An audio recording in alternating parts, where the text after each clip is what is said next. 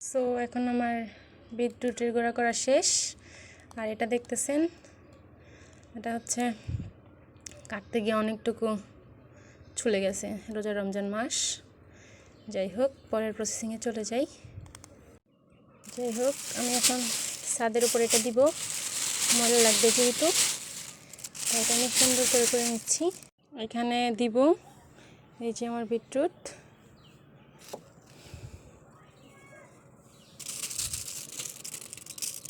ছড়াই দিব অনেক, যাতে এগুলো একদম ভালো মতন শুকায়া যায়। চারিপাশ ভালো মতন দিয়ে দিচ্ছি।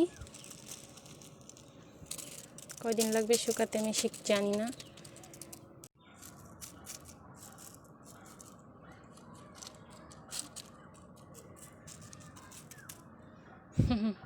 কিছু করতে হলে তো কষ্ট করতেই হয়, ব্যাপার না।